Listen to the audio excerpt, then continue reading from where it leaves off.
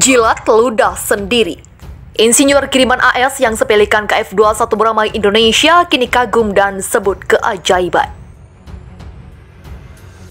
Indonesia menyiapkan 100 insinyur terbaiknya untuk mengayas ilmu pengembangan KF21 beramai ke Korea Selatan. Dikutip zona Jakarta.com, dari The Defense Post 32 insinyur Indonesia yang meninggalkan proyek pengembangan pesawat bersama di Korea Selatan tahun lalu karena masalah gaji akan bergabung kembali dengan program bulat ini. Sebanyak 114 insinyur Indonesia yang bekerja pada proyek KF21 beramai di Sakyeon meninggalkan Korea Selatan pada Maret 2021 setelah Indonesia menghentikan pembayaran mereka, ungkap kantor berita Yonhap. Insinyur pada akhir tahun 2021 untuk kembali bekerja mengembangkan jet tempur KF21 beramai Indonesia. Menurut Yonhap, para insinyur Indonesia khawatir bahwa negara mereka akan keluar dari program penambakan bahwa Jakarta berhenti melakukan pembayaran pada proyek tersebut setelah 227,2 miliar won Korea Selatan. Indonesia masih perlu membayar sekitar 700 miliar won. Untungnya insinyur Indonesia yang terlibat dengan program KF21 beramai dan sempat meninggalkan Korea Selatan akibat pandemi COVID-19 itu pun kini sudah kembali pada Agustus 2021. Menurut administrasi program akuisisi pertahanan, 32 insinyur Indonesia tersebut menjalani prosedur administrasi seperti aplikasi visa untuk kembali ke markas Korea Aerospace Industries di kota selatan Sakyeon. Pemerintah Indonesia menegaskan kembali komitmennya yang berkelanjutan untuk pengembangan bersama KF21-IFX dan mencari kerjasama agar para insinyurnya segera kembali ke Korea Selatan, kata badan tersebut dalam sebuah rilis. Dimulai dengan 32 insinyur, sekitar 100 personel kembali ke pabrik Sakyeon pada tahun 2021 lalu. PT Dirgantara Indonesia menempatkan beberapa tenaga kerja atau insinyur Indonesia dalam prosesnya. Meski Indonesia bekerja sama dengan Korea Selatan dalam mengembangkan jet tempur KF21 beramai, namun Amerika Serikat rupanya juga ikut campur tangan.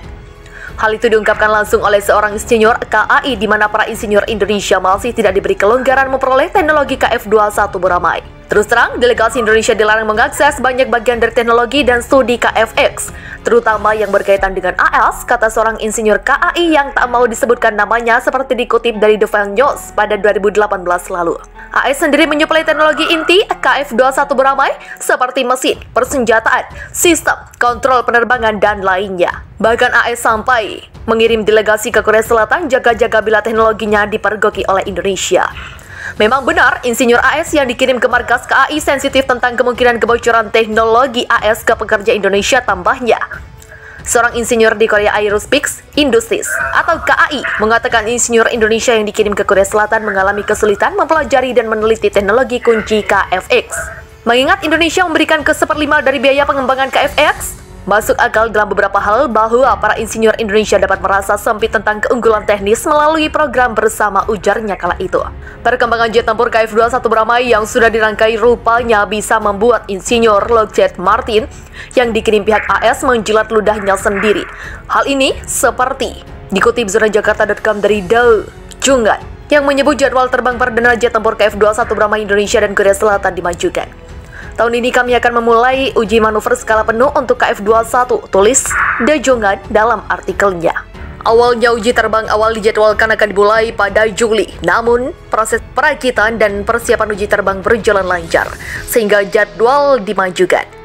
Alasan KAI memajukan jadwal uji terbang adalah untuk mengamankan waktu semaksimal mungkin, tulis De Jongan. Tahu KF21, beramai Indonesia dan Korea Selatan melesat dari perkiraan. Lee Sang-seo, Kepala Kantor Manajemen Proyek Korea Aerospace Industries, yang juga merupakan seorang insinyur Lockheed Martin AS yang datang ke KAI untuk mendapatkan dukungan teknis, nampak menyesali pemikiran awalnya. Sekarang kami telah bergerak lebih cepat dari jadwal pengembangan yang direncanakan sekitar 1 bulan, kata Lee. Ia awalnya pesimis dengan mengatakan bahwa ini adalah program yang berorientasi pada keberhasilan, tetapi sekarang mengaguminya sebagai keajaiban.